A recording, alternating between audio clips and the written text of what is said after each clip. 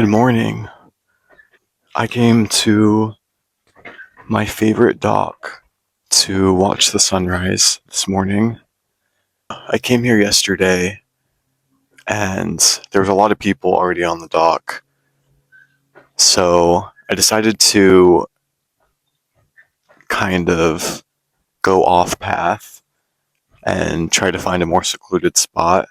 I don't know if you could see, there's like this coastline right here. I think I'm pointing to it. And there's a trail that you can walk to a cliff jumping spot, and it was right at sunset, and I walked like 10 steps onto the path, and there was a rattlesnake that rattled at me, which got my heart racing a little bit, but I didn't think too much of it because we're in Arizona and we're in the desert. I found out last night that Arizona has the widest variety of rattlesnake species out of all the states. So, but yeah, it rattled at me, let me know it was there. I wasn't like close to it or anything. It was just, I don't know, off to the side, kind of hidden. So I walked past it. I'm like, okay, kind of scared me, but it's not. I've seen plenty of rattlesnakes in Arizona on hikes and, in the outdoors. So I keep walking, and then I saw another rattlesnake. I don't know, guys. I've passed two rattlesnakes. I'm kind of freaking out.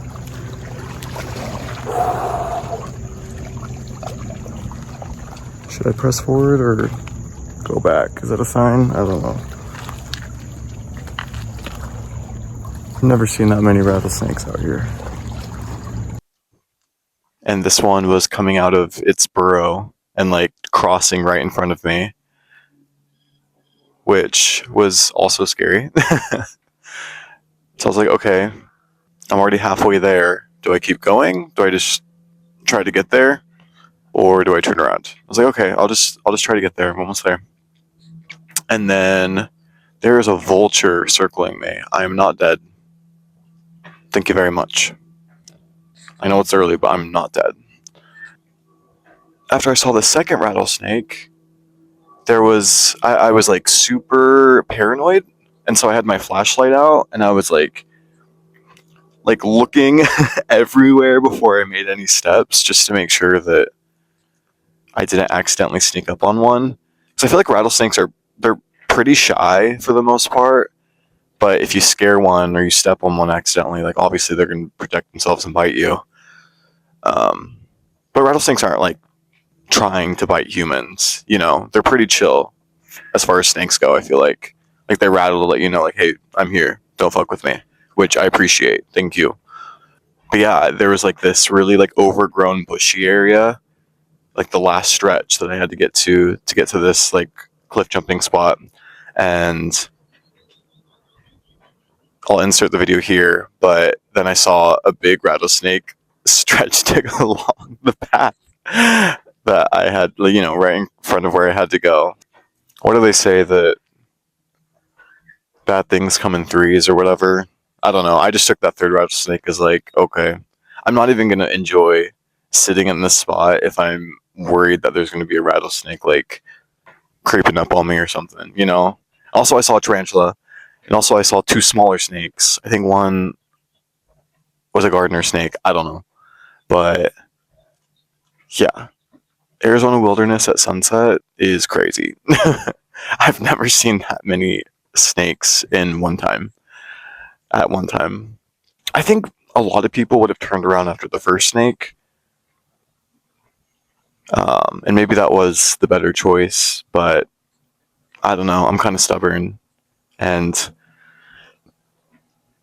I had already made the trek out here, but I ended up, you know, calling it quits last night and just deciding to come this morning, which honestly is a much better idea.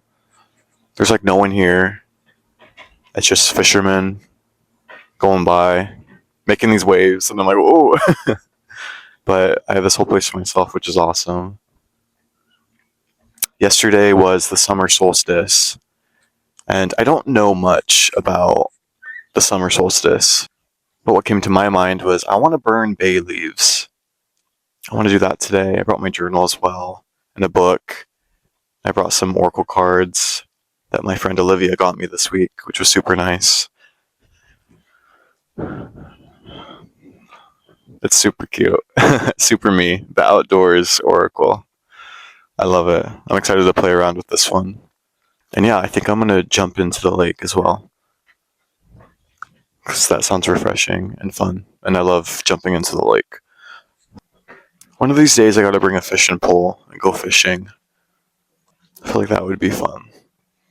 As a kid, I probably went fishing more than once, but I just have one memory of going fishing.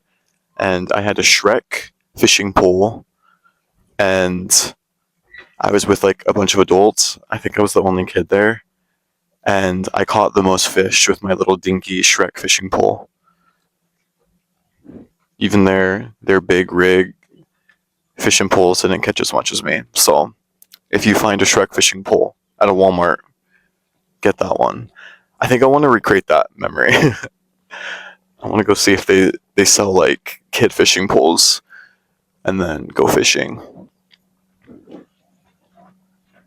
I already know the secret formula. And then I want to have a fish fry and make fish and chips. There's a bunch of signs saying not to loiter on this dock, but literally everyone and their mother loiters on this dock. And I've been loitering on this dock for years, so.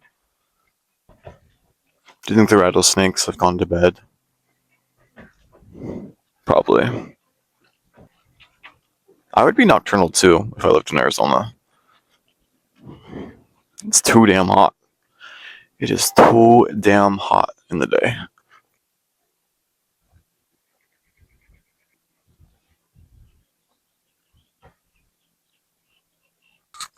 Alright, so I got my bay leaves.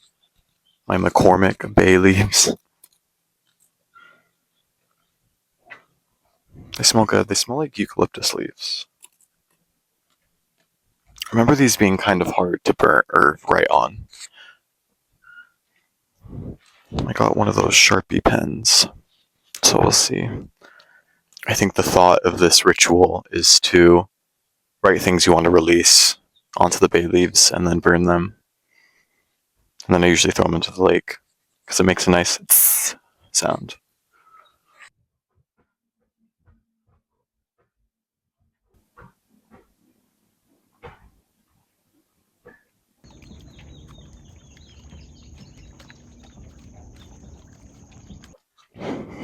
I was journaling the other day and I wanted to read some of it. It was a question that I asked. It's a question that I've been thinking about a lot this past week. Will anything ever be enough? Realizing you are the master of your fate, as Ernest Hemingway puts it, is equally as liberating as it is overwhelming.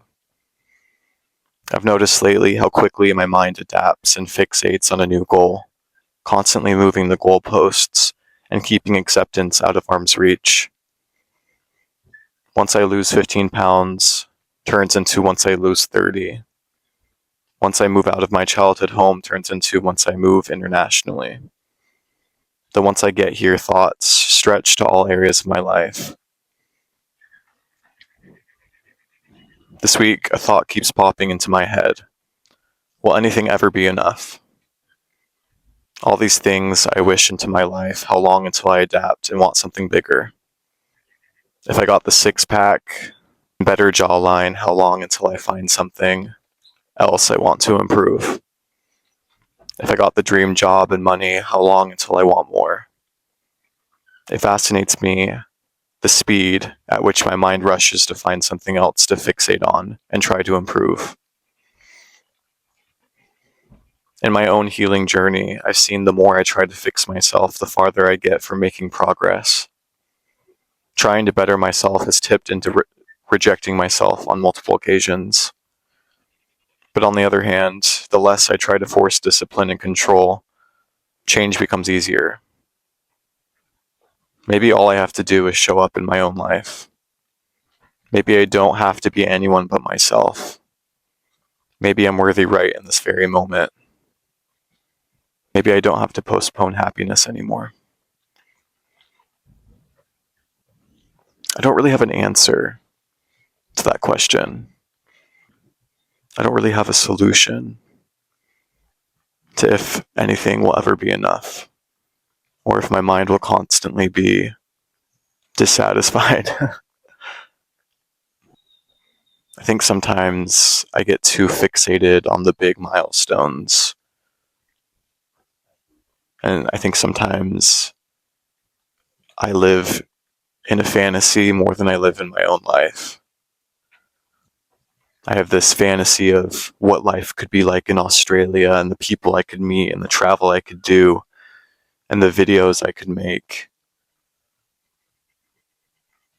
But that's not real life right now.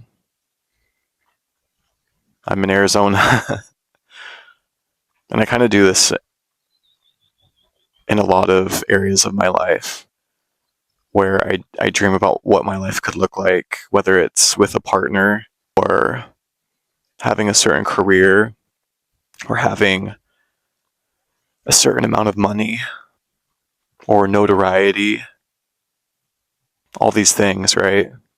That I'll be happy when I get that. I'll be satisfied when I get that. But it's so interesting how fast the brain adapts to its current circumstances. Like a little story, I have been kind of on this like health kick since December. I weighed my heaviest in December. Me and some friends were in Las Vegas, and you know the big scale that's out of Heart Attack Grill. I stepped on it and I weighed over 200 pounds, which was kind of a wake up call for me. And it wasn't just that, it was I was uncomfortable in my body. I had heartburn all the time. I just felt insecure in my own skin. And, you know, I wasn't taking care of myself. So, you know, I made all these adjustments in my life, started going back to the gym, started eating cleaner. And I told myself, okay, once I lose 15 pounds, I'll be satisfied. I'll be happy. I'll feel comfortable with myself. Because that was I did my BMI, and that was to get me out of the overweight category, was 15 pounds. And I just hit my goal last week. It's been 6 months of me revising my diet and my exercise and putting in a lot of work to get here, and I finally got there last week, and I felt happy for a split second, but then my mind immediately went to, well, I want to get to 175 now. I want to lose 10 more pounds, and I want to build more muscle, and I just want to lose a little more midsection fat, and I want to gain more muscle in my arms and my back and my legs, and you know what I mean. It was immediate that my brain went from, oh, I reached my goal. This is what I wanted for 6 months, to, well, it's not good enough. It's still not good enough. I'm still not completely happy with my body. It's not my dream body. I think there's benefits to being goal oriented and wanting to improve yourself. But also, I think it's a slippery slope because I feel like that can turn into just never being satisfied with anything. If I was given everything that I'd ever dreamed of, how long would that thrill last? And how long until I would want more? And maybe we're just wired that way as humans. I don't know. I don't know how I would stop fantasizing. I daydream a lot. I daydream a lot. But it's like, why do I want to escape so bad from the present? And maybe that's why I'm always trying to like have an escape plan. Well, I'm moving to Spain. I'm moving to Australia. I'm going on this vacation next week. I'm doing this. I'm doing that. And I love that part of me because I love that spontaneous, adventurous spirit inside of me. But again, I think it can tip into constantly being dissatisfied if I'm not careful and if I'm not mindful. I'm aware of it now. I'm happy about that. I'm happy that I'm at least aware. So hopefully I can be on the lookout. But I love my life now. I really do. I really do. I just have such a great life here. And I don't want to take it for granted. Let's burn some bay leaves. What do you guys think? Let's release these blocks.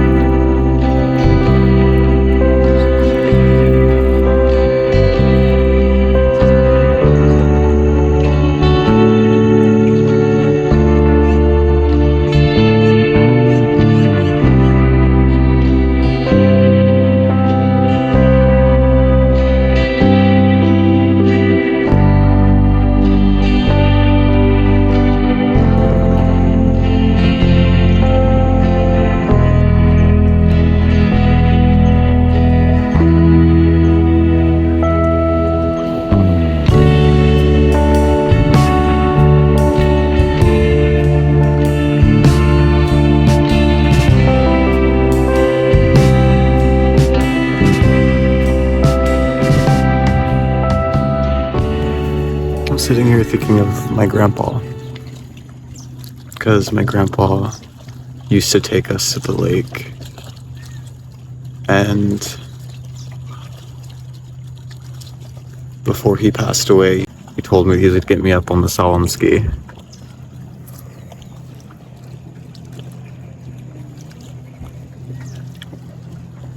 I'm also thinking of my ex that passed away. Because we would come here.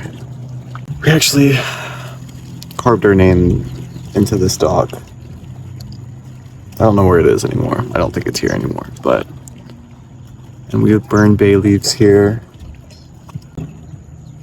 I know that they're watching over me.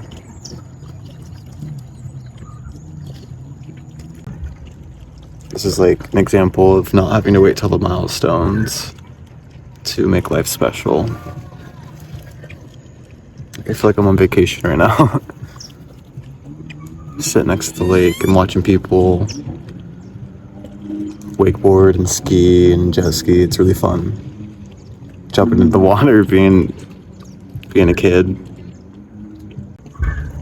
It's the little things that keep you going.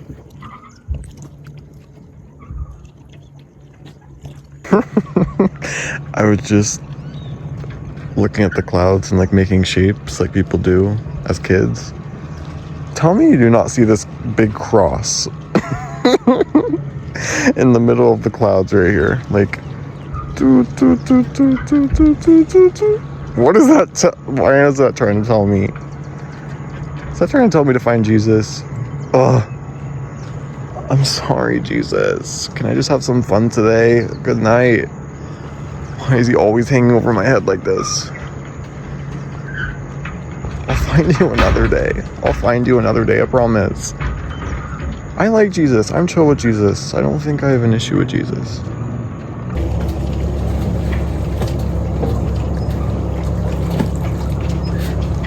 Okay, rate my dives / entries into the water. Yeah, fun game.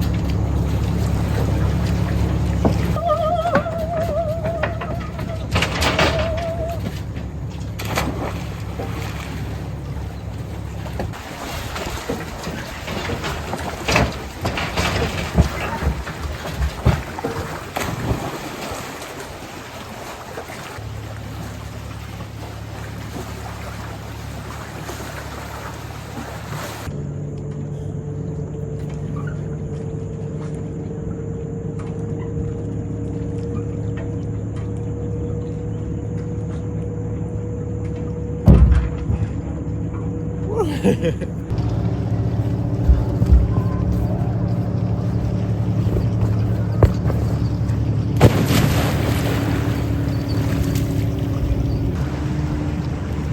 make it more or less impressive, I told you I did the dive team for a summer.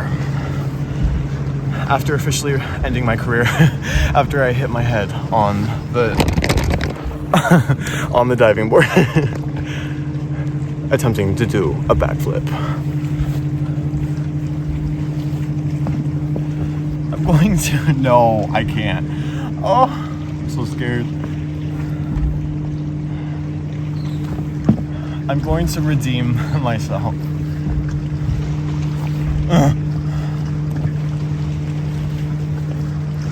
Launching my career.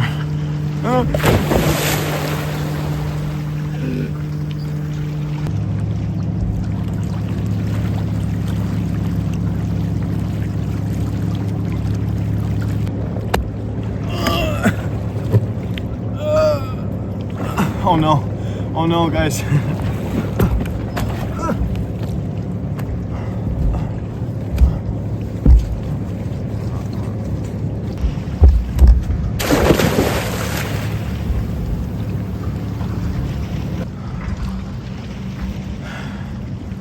Big, beautiful dive.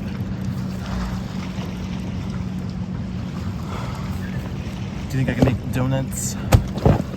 How's my Trump impression going? That's my goal. Oh shit.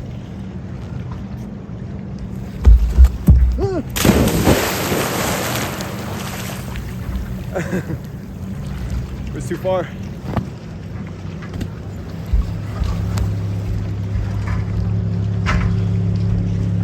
It's too close.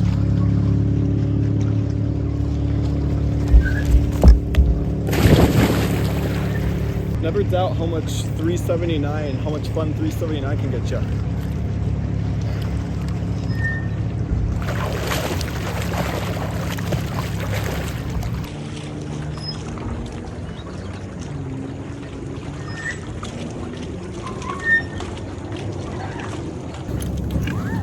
Alright, I'm heading out of here. Some paddle boarders behind me. Oh, that was so fun. What a fun morning. Definitely overstayed my welcome, but hopefully they'll forgive me. There's been no one here, so it's fine. Bye, Doc. If I could live there, I would. But can't. Oh yeah, there's also the thing that says not to swim, but I do it every time I come here, so it's gonna be okay. It's gonna be okay. Also, this is the path that I went down where I saw like a bajillion rattlesnakes and creepy critters last night. But I'm really glad that they came back and did this morning. Ooh, my arm's getting tired. But gotta go do adult stuff. Get an oil change and grocery shop and, you know, all the fun stuff. But okay, bye.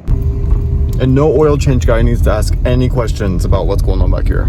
It's none of your business. It is none of your business. All right, I shouldn't be filming myself while driving, but I will see you guys next time. Bye.